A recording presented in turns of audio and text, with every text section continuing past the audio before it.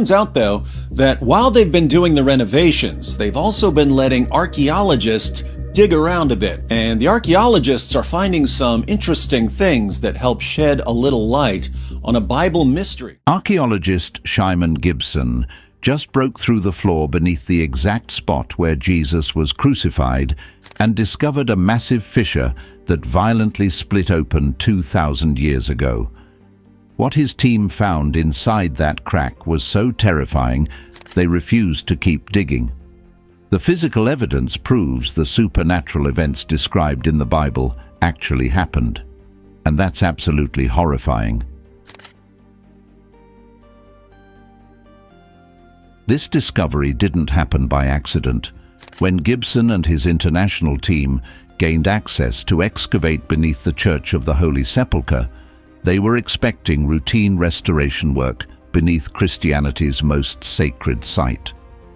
The ancient church building was showing serious structural problems, and for the first time in over a century, the three Christian denominations controlling the site had agreed to allow major excavation beneath their sacred floors.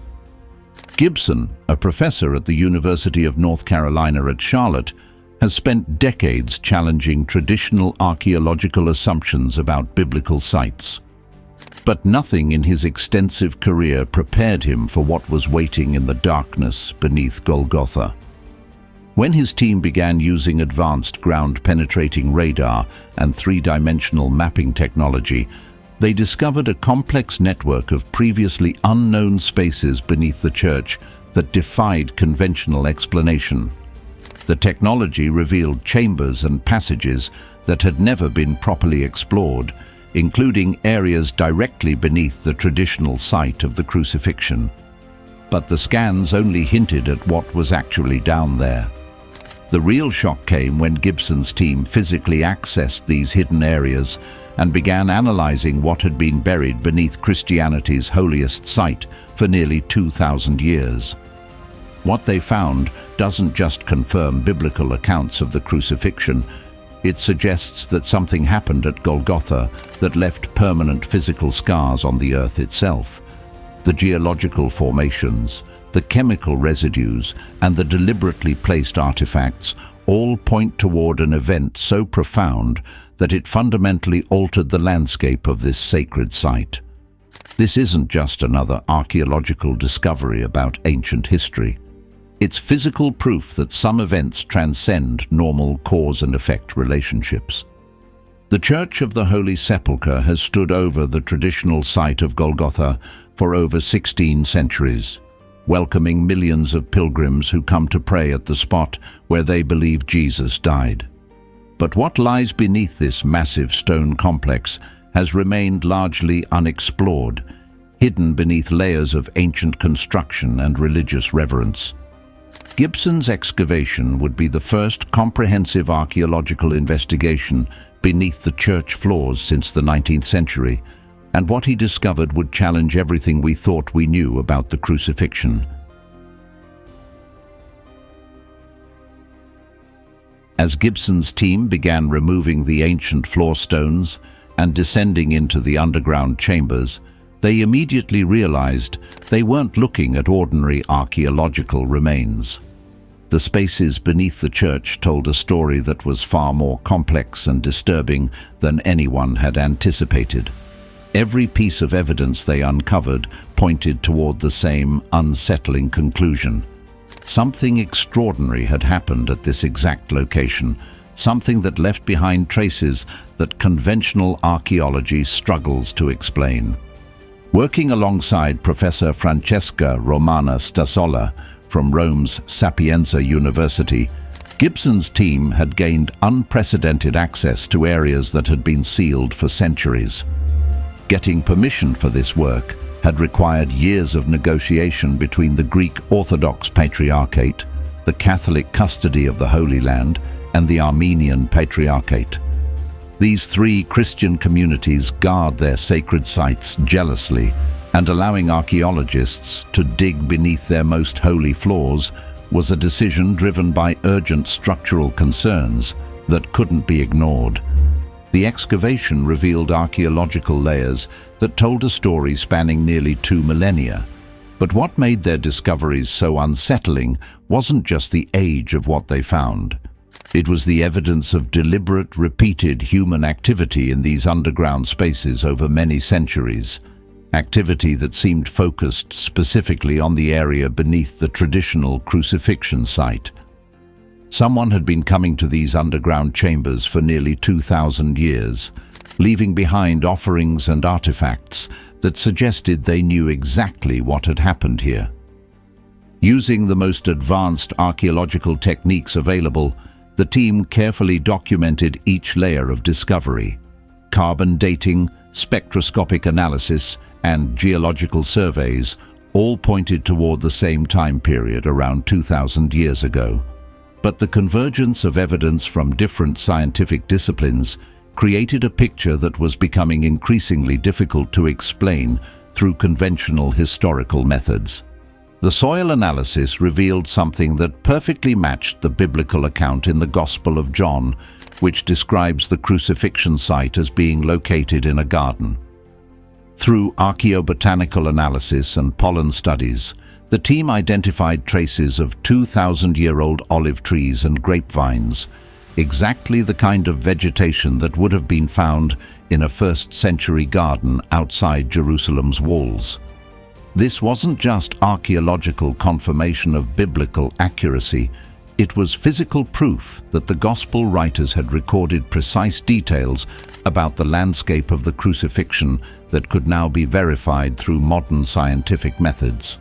But the garden discovery was just the beginning of findings that would become increasingly difficult to explain through conventional archaeological methods. The plant remains showed signs of having been violently destroyed sometime around the 1st century, with evidence of uprooting and abandonment that suggested some kind of catastrophic event had occurred in this peaceful garden setting. The agricultural tools they discovered were broken and scattered, as if the people tending this garden had fled suddenly, leaving everything behind in their terror. As the team dug deeper into the soil layers beneath the church, they found evidence that this ancient garden had been deliberately destroyed at some point around the 1st century. The plant remains showed signs of violent uprooting, and the soil contained unusual mineral deposits that geological analysis revealed to be consistent with major seismic activity. The concentration of these earthquake-related materials was heaviest directly beneath the traditional crucifixion site, suggesting that this area had experienced significant geological trauma sometime in antiquity. When combined with carbon dating that placed this geological disturbance at approximately 2,000 years ago, the implications became impossible to ignore. The timing aligned perfectly with the biblical accounts of earth movements accompanying the crucifixion. The Gospel of Matthew describes how, at the moment of Jesus' death, the earth shook, the rocks split, and the tombs broke open. Gibson's discovery of geological evidence for major seismic activity at exactly the right time and place suggested that the Gospel writers had been recording actual geological events, not just spiritual metaphors. Mixed throughout the ancient soil were traces of plant species that only grow in conditions of extreme trauma to the earth, plants that appear after earthquakes or other geological disasters. It was as if the very ground itself had been wounded and these plants had grown from that wound. The concentration of these trauma indicator plants was heaviest directly beneath the traditional crucifixion site, creating a botanical record of geological catastrophe that could be precisely dated to the time of Christ's death. The team also discovered that the garden had been repeatedly visited over the centuries by people who left behind disturbing offerings. Buried throughout the ancient soil were fragments of pottery, metal objects, and organic materials that had been deliberately placed as if in some kind of ritual. Some of these deposits clearly dated to the 1st century, suggesting that people had been coming to this exact spot to leave mysterious offerings since immediately after the time of Christ's death. The pattern of these ritual deposits suggested that early Christians had recognized this location as sacred, not just because of tradition, but because of physical evidence that something extraordinary had occurred here. The offerings included items that appeared to be directly connected to crucifixion practices, suggesting that the people leaving these artifacts believed they were placing them at the exact spot where Jesus had died. As Gibson's team continued excavating through the layers of ancient soil, they began to uncover evidence of the geological event that had destroyed the garden. The earth showed clear signs of having been violently disturbed, with rock formations that had been cracked and shifted by enormous forces. But the most disturbing discovery was yet to come, hidden deep in the bedrock beneath the destroyed garden. The discovery that sent shockwaves through Gibson's team came when they accessed the massive natural fissure in the limestone bedrock that had been detected by their ground-penetrating radar. This wasn't a gradual crack formed by centuries of water erosion or normal geological processes. The edges of the fissure were sharp and angular, showing clear evidence of sudden, violent formation that geological consultants confirmed could only have been caused by major seismic activity. The fissure extended deep into the bedrock, following natural fault lines in the limestone that created a complex network of interconnected cracks and chambers. But what made this geological formation truly extraordinary wasn't just its size or sudden formation. It was the precise alignment with the spot traditionally identified as the location of Jesus's cross. The main crack ran directly beneath this point, extending downward into the earth in a way that perfectly matched biblical descriptions of the earth splitting open at the moment of Christ's death. Carbon dating of organic material found within the fissure provided results that left the team struggling to maintain scientific objectivity. The materials consistently dated to approximately 2,000 years ago, placing the formation of this geological feature exactly within the time frame of the Crucifixion. This wasn't just a coincidence that could be explained away through statistical probability. The dating was precise, repeated, and consistent across multiple samples taken from different depths within the crack. The limestone walls of the fissure displayed staining patterns that defied easy explanation. Dark, reddish-brown deposits covered the interior surfaces of the crack, following the natural flow patterns of the rock, as if some liquid had poured down through the opening and permanently discolored the stone. Initial chemical analysis revealed these stains to be rich in iron oxide, but the concentration and distribution pattern was unlike anything the geological consultants had encountered in their decades of experience with limestone formations. Iron oxide can occur naturally in such environments, but not in these quantities and not in these specific patterns. Something had happened in this fissure that had left behind chemical traces that conventional geology couldn't adequately explain. Spectroscopic analysis of these mysterious stains revealed complex protein structures that were consistent with organic material, though the extreme age of the samples made definitive identification impossible. What was certain was that these deposits hadn't formed through normal geological processes. Something organic had been present in this fissure, something that had left behind traces that even 2,000 years of time couldn't completely erase from the stone. The implications of these findings were becoming impossible to ignore. If organic material had somehow entered this fissure at the time of its formation 2,000 years ago, and if that organic material was connected to the events of the Crucifixion, then Gibson's team was looking at potential physical evidence of the most significant event in human history.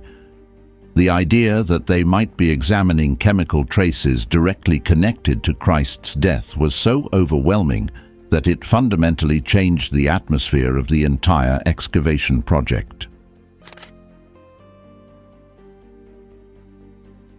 As Gibson's team continued their analysis of the fissure, they discovered that this geological formation had been deliberately accessed and used by people over many centuries.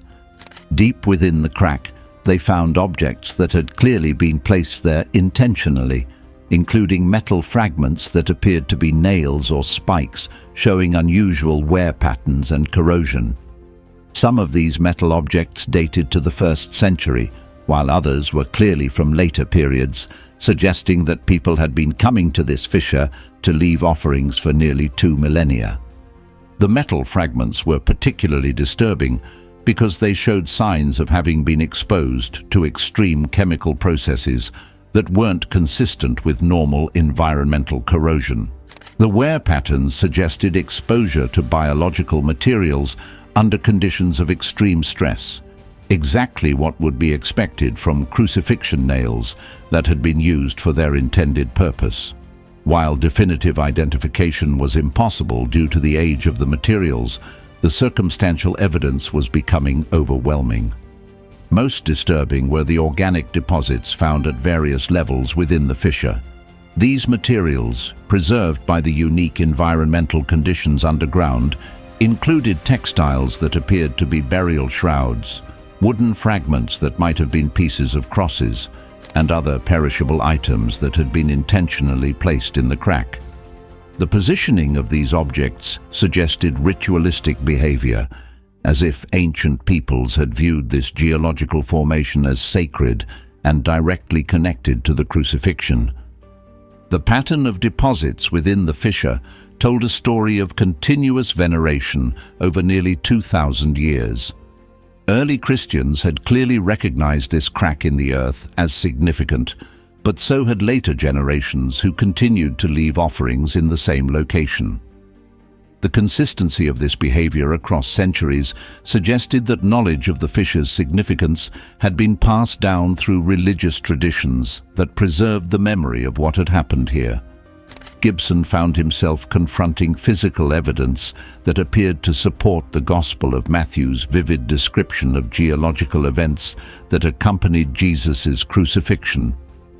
The text describes how the earth shook, the rocks split, and the tombs broke open. Gibson's discovery of a violently formed fissure directly beneath the crucifixion site, dating to exactly the right time period and containing what appeared to be organic residue, suggested that the Gospel writers had been recording actual geological and biological events. The repeated placement of offerings in the fissure over many centuries provided additional evidence that early Christians had recognized this geological formation as sacred. The ritual deposits included items that suggested direct connection to crucifixion practices, including metal objects that could have been crucifixion nails and textile fragments that might have been burial cloths. While the extreme age of these materials made definitive identification impossible, their deliberate placement in the fissure indicated that ancient peoples had believed this crack in the earth was directly connected to the events of Good Friday. What terrified some team members wasn't just the physical evidence they were uncovering. It was the realization that they might be looking at the actual geological record of the moment when Jesus Christ died on the cross. The idea that the earth itself had been permanently scarred by the crucifixion and that those scars were still visible 2,000 years later was more than some people could handle. What Gibson found in that fissure beneath Golgotha is keeping him awake at night. The final analysis of the organic residue revealed protein structures that were consistent with human blood, though the extreme age made absolute confirmation impossible.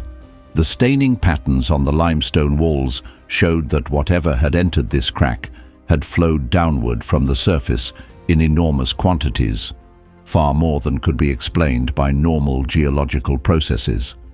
The team's geological consultant confirmed that the fissure had opened in a single catastrophic event, with the fracture patterns indicating massive seismic forces acting on the bedrock. But what made everyone uncomfortable was the timing. Every piece of evidence pointed to the same moment 2,000 years ago, the exact time frame when historical records place the crucifixion of Jesus Christ at this location. The most disturbing discovery came when they analyzed the metal fragments found deep within the crack.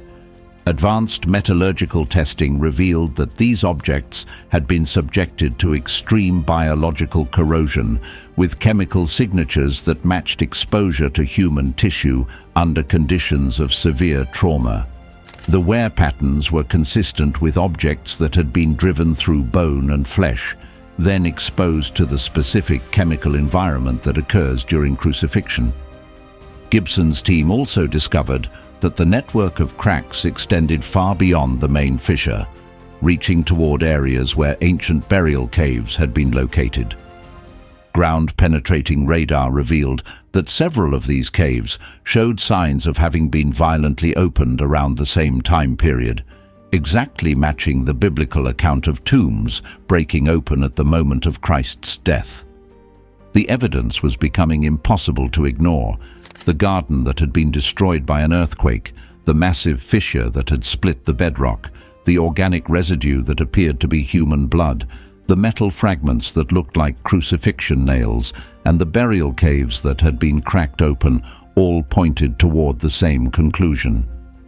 The supernatural events described in the Gospels had actually happened, and they had left behind a permanent geological record. When Gibson's team tried to explore deeper into the fissure network, several members refused to continue. They reported feeling an overwhelming sense of dread when working in the deeper sections of the crack, describing the atmosphere as oppressive and wrong.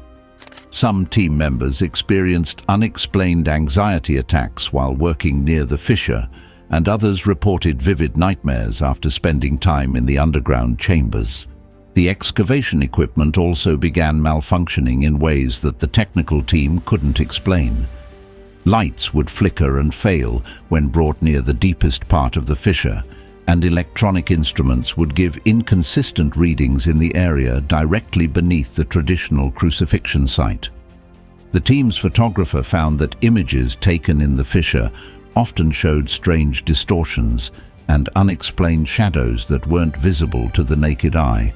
But perhaps the most terrifying aspect of Gibson's discovery is what happened when they tried to take samples from the deepest part of the crack. When the drill bit reached approximately 10 meters down into the fissure, it encountered something that stopped all progress. The drilling equipment indicated that they had hit a solid obstruction, but ground-penetrating radar showed only empty space below that point. Whatever was blocking their progress wasn't showing up on any of their scanning equipment. Gibson decided to halt the excavation at that point.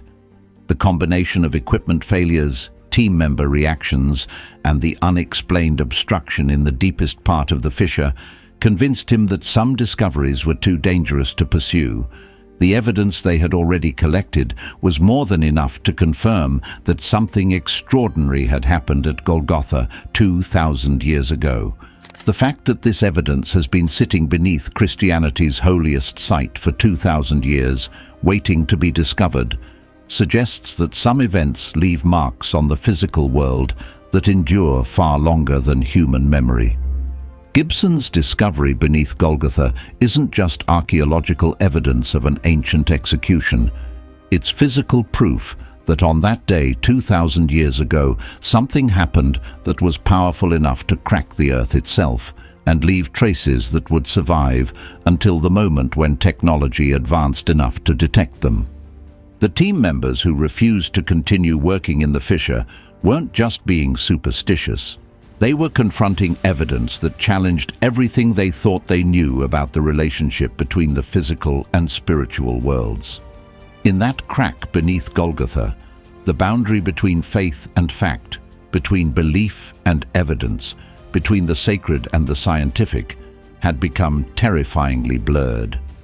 Gibson's discovery beneath Christianity's holiest site isn't just evidence of what happened 2,000 years ago. It's proof that some events leave permanent scars on reality itself, marks that serve as reminders of moments when the impossible became real. And that realization is more terrifying than any fictional horror story, because it means the boundaries we use to organize our understanding of the world might be far more fragile than we ever imagined.